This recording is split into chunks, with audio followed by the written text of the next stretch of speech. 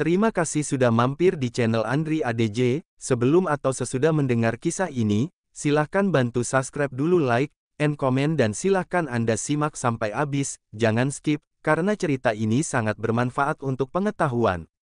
Beragam versi berkembang di tengah masyarakat mengenai cerita Raden Kian Santang, yang merupakan salah satu putra dari Prabu Siliwangi. Dalam satu versi disebutkan Kian Santang lahir dari rahim Dewi Kumalawangi di Pajajaran tahun 1315 m.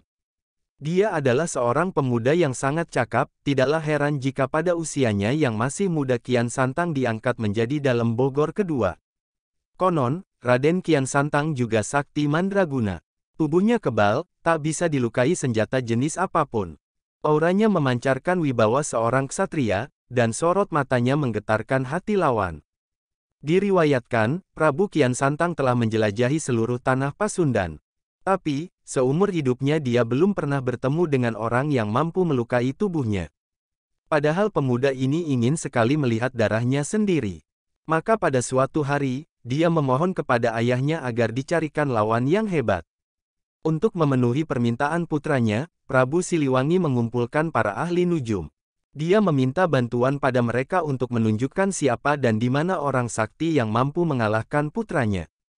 Kemudian datang seorang kakek yang bisa menunjukkan orang yang selama ini dicari.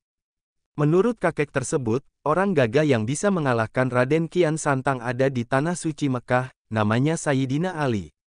Aku ingin bertemu dengannya, ungkap Raden Kian Santang. Untuk bisa bertemu dengannya, ada syarat yang harus Raden penuhi, ujar si kakek. Syarat-syarat tersebut adalah harus bersemedi dulu di ujung kulon, atau ujung barat Pasundan, waktu itu Banten masih menjadi daerah Pasundan. Selain itu Kian Santang harus berganti nama menjadi Galantrang Setra. Dua syarat yang disebutkan tidak menjadi penghalang. Dengan segera Raden Kian Santang memakai nama Galantrang Setra. Setelah itu dia segera pergi ke ujung kulon untuk bersemedi selama 40 hari. Selanjutnya Galantrang Setra pergi ke Mekah. Konon Kian Santang yang telah berganti nama menjadi Galantrang Setra ini pergi ke Mekah dengan ilmu kesaktiannya sehingga tidak memakan waktu lama untuk sampai di sana. Sesampainya di Arab beliau langsung mencari Sayyidina Ali. Anda kenal dengan Sayyidina Ali? Tanya Kian Santang pada seorang lelaki tegap yang kebetulan berpapasan dengannya. Kenal sekali, jawabnya. Kalau begitu bisakah kau antar aku ke sana? Bisa, asal kau mau mengambilkan tongkatku itu. Demi untuk bertemu dengan Ali, Kian Santang menurut untuk mengambil tongkat yang tertancap di pasir. Tapi alangkah terkejutnya dia ketika mencoba mencabut tongkat itu ia tak berhasil, bahkan meski dia mengerahkan segala kesaktiannya dan pori-porinya keluar keringat darah. Begitu mengetahui Kian Santang tak mampu mencabut tongkatnya, maka pria itu pun menghampiri tongkatnya sambil membaca bismillah, tongkat itu dengan mudah bisa dicabut. Kian Santang keheranan melihat orang itu dengan mudahnya mencabut tongkat tersebut sedang dia sendiri tak mampu mencabutnya. Mantra apa yang kau baca tadi hingga kau begitu mudah mencabut tongkat itu?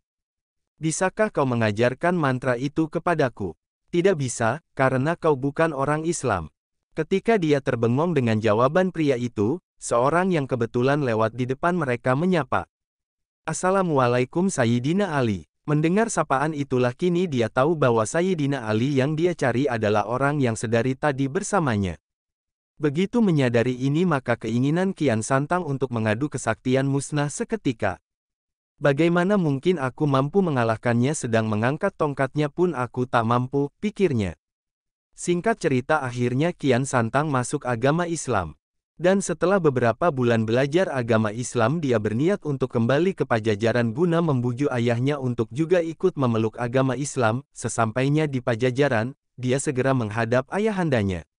Dia ceritakan pengalamannya di Tanah Mekah dari mulai bertemu Sayyidina Ali hingga masuk Islam, karena itu dia berharap ayahandanya masuk Islam juga. Tapi sayangnya ajakan Kian Santang ini tak bersambut dan ayahandanya bersikeras untuk tetap memeluk agama Hindu yang sejak lahir dianutnya. Betapa kecewanya Kian Santang begitu mendengar jawaban ayahandanya yang menolak mengikuti ajakannya. Untuk itu dia memutuskan kembali ke Mekah demi memperdalam agama Islamnya dengan satu harapan seiring makin pintarnya dia berdakwah mungkin ayahnya akan terbujuk masuk Islam juga. Setelah 7 tahun bermukim di Mekah, Kian Santang pun kembali lagi ke Pajajaran untuk mencoba mengislamkan ayahandanya. Mendengar Kian Santang kembali, Prabu Siliwangi yang tetap pada pendiriannya untuk tetap memeluk agama Hindu itu tentu saja merasa gusar. Maka dari itu, ketika Kian Santang sedang dalam perjalanan menuju istana, dengan kesaktiannya Prabu Siliwangi menyulap keraton Pajajaran menjadi hutan rimba. Bukan main kagetnya Kian Santang setelah sampai di wilayah keraton Pajajaran tidak mendapati keraton itu dan yang terlihat malah hutan belantara, padahal dia yakin dan tidak mungkin keliru, di sanalah keraton Pajajaran berdiri. Dan akhirnya setelah mencari ke sana kemari dia menemukan ayahandanya dan para pengawalnya keluar dari hutan. Dengan segala hormat, dia bertanya pada ayahandanya, "Wahai ayahanda, mengapa ayahanda tinggal di hutan? Padahal ayahanda seorang raja, apakah pantas seorang raja tinggal di hutan? Lebih baik kita kembali ke keraton. Ananda ingin ayahanda memeluk agama Islam." Prabu Siliwangi tidak menjawab pertanyaan putranya, malah dia balik bertanya, "Wahai Ananda, lantas apa yang pantas tinggal di hutan?" "Yang pantas tinggal di hutan adalah harimau," jawab Kian Santang. Konon, tiba-tiba Prabu Siliwangi beserta pengikutnya berubah wujud menjadi harimau.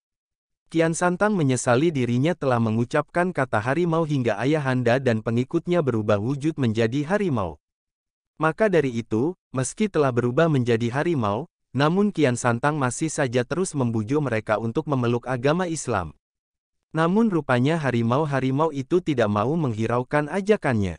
Mereka lari ke daerah selatan, yang kini masuk wilayah Garut. Kian Santang berusaha mengejarnya dan menghadang lari mereka, dia ingin sekali lagi membujuk mereka. Sayang usahanya gagal. Mereka tak mau lagi diajak bicara dan masuk ke dalam goa yang kini terkenal dengan nama Goa Sancang, yang terletak di Lewang Sancang, di Kabupaten Garut. Terima kasih telah mampir, sekali lagi semoga menjadi pengetahuan, cerita ini dilansir dari berbagai sumber sejarah, jangan lupa subscribe, like, and comment, maaf kalau ada nama tempat dan alamat yang salah.